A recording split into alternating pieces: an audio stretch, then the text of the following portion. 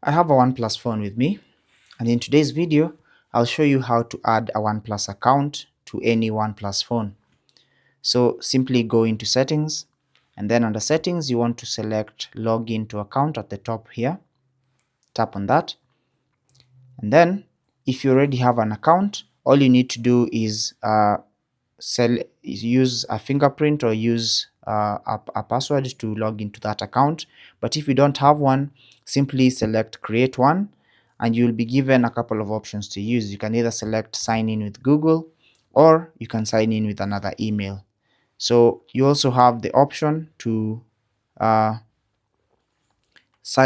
sign-in options, which is also Google, an email, or a phone. So if you already have a Google account, you can either tap on switch account to add another one, to add another account, just like that, and then you can add an email address, or you can enter your email address and the password, or you can simply select create one and then proceed with the setup steps. So that's basically how to add a OnePlus account to any OnePlus phone.